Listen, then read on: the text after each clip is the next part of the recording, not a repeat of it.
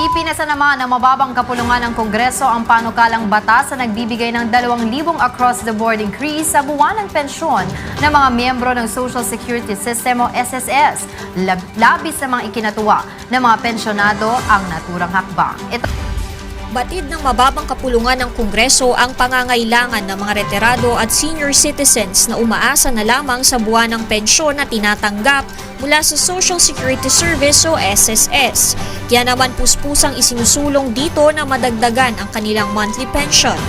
Batay sa inaprubahang House Bill No. 5842 na naglalayong amyendahan ng Social Security Act of 1997, itataas sa 3,200 pesos ang kasalukuyang 1,200 pesos na buwanang pensyon ng mga SSS member na may 10 taong credited service, habang gagawin namang 4,400 pesos mula sa 2,400 pesos ang mga may 20 years credited service.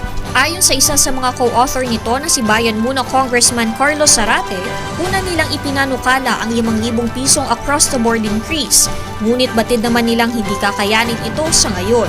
Naalala ko lang kasi nung pandemic. Nung pandemic kasi, hindi mo nakakalabas na ng bahay that time, di ba?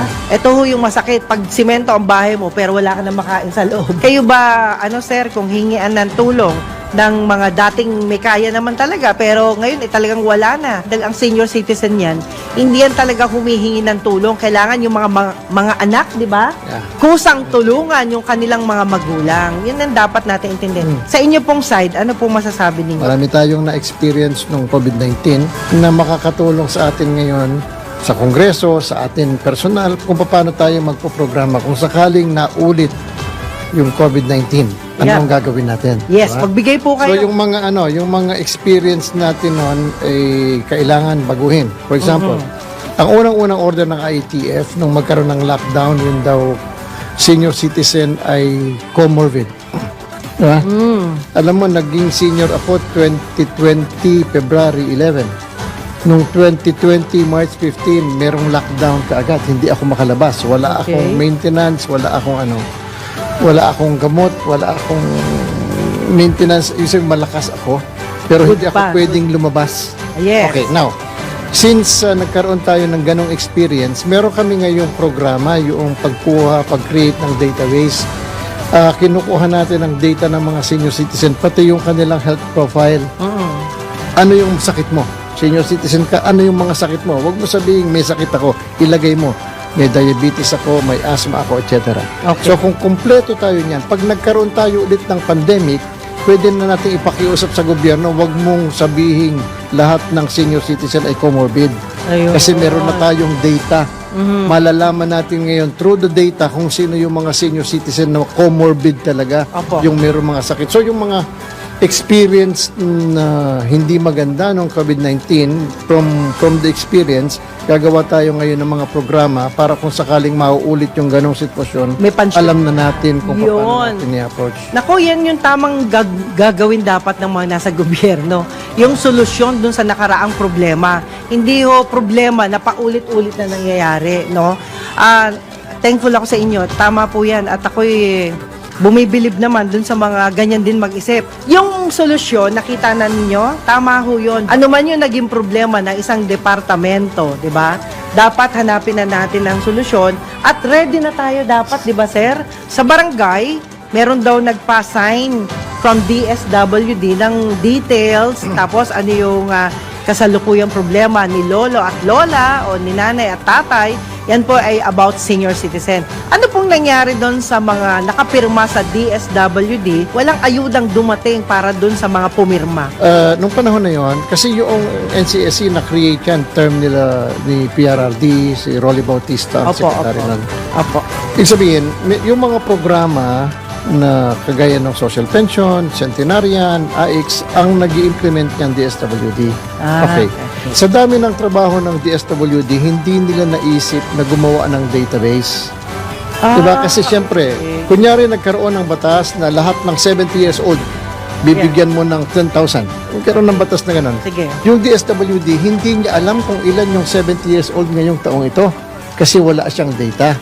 Kaya nung magkaroon ng NCSC, ang unang-unang ginawa namin ay yung nagpanukala kami na gumawa ng database ng lahat ng senior citizen. Ayun. So, kami yung nagpanukala na mag-fill up kayo ng senior citizen data form, isubmit sa amin. Opo. Ngayon, kung sakaling DSWD ang gumagawa nun, baka yun ay para dun sa social pension. Kasi yung social pension, sila pa rin ang nag-i-implement.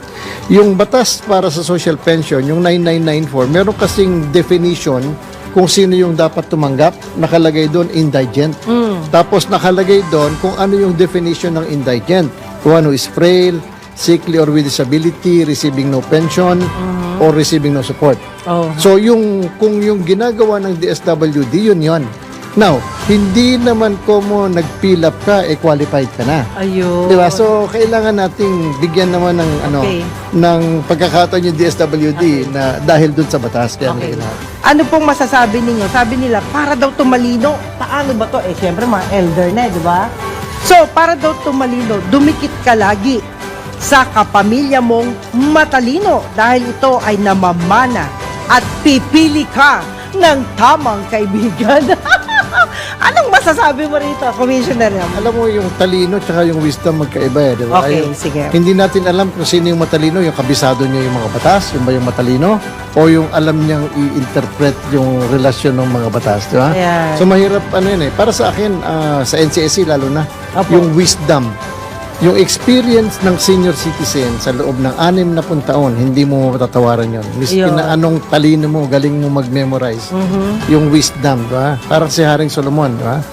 Yung merong dalawang nanay na nag-aaway, pinag-aawayan yung isang bata, anak daw nilang pareho, di ba? Okay. Ano sabi ni Haring Solomon? Hatiin yung batang yan. Sabi nung toong nanay, wag na po, ibigay mo na po sa kanya. Oh, Di ba? oh, So, oh. through yung wisdom ni King Solomon, ganun yun, di ba? Alam niya kung talagang nanay yun, hindi papayag na hatiin, di ba? Nahatiin. So, nung yung nagsabi na wag na po, ibigay mo na po sa kanya, sa kanya niya Kesa inaward. mamatay yung bata, di ba? Yes, so sa kanya niya inaward. Ayun. So, ganun, yung wisdom ng senior citizen, hindi natin matatawaran yun. At yun yung purpose namin sa NCSC, kung paano natin magagamit, mapupul yung wisdom na yun para sa nation building. Parang sinabi nyo na rin na kailangan base sa experience ng isang tao. Mas matindi yan. Ayan tama. Dapat manawagan tayo sa gobyerno. Alam nyo ako, nananawagan na ako. Hindi yung istasyon to, ako to mismo. Nananawagan tayo sa gobyerno na sana po ang ilalagay ninyong tao sa bawat departamento ninyo ay mga taong alam ang kanilang trabaho. Yon. Hindi sila dahil malakas lang, dahil sila kilala lang, dahil sila marunong lang, pero dapat alam nila at na-experience nila ang mga bagay-bagay bago nila gawin o bago sila maupo sa isang posisyon. Marami tayong kababayan, senior man o hindi senior, na hindi maka-appreciate kaagad kasi magkakaiba yung ating lingwahe. Okay diba? po, okay. Pagka masyadong matalino yung magsasalita, yung gagamitin yung mga words, napakahirap intindihin ng average lang. Diba? So, siguro makakatulong nga yung visuals. Okay, para sa inyong parting words bago tayo magpaalam dun sa ating mga Oo, pasasalamatan. alam mo, medyo nakakasindak yung parting words para bang mamamaalam ka na sa mundo. Anyway, meron po akong inorganize Hindi naman. na movement. Ang tawag po doon ay DEAR. Yung DEAR. DEAR. Okay. Mahal. Ang acronym po yun ng Defenders of Elderly Acquired Rights. Wow. So pagka po sumapi ka dun sa movement na yun, wala kang kailangan bayaran, wala kang kailangan Spoil. mangangako ka lamang na palagi mo i-defend ang rights ng senior citizen. Paano? Ayan. Pag sumakay ka ng bus at merong nakaupo doon sa upuan para sa senior citizen, Okay. tawagan mo yung konduktor. Baka pwede natin siyang palipatin kasi baka may umakyat na senior, mahihirapan pa mapapahiya. Yun. Oh, Pag tama. kayo ay nasa bangko o nasa city hall at merong pila, merong senior, merong hindi senior, tawagin mo yung atensyon ng gwardya. Baka pwedeng paunahin natin yung senior.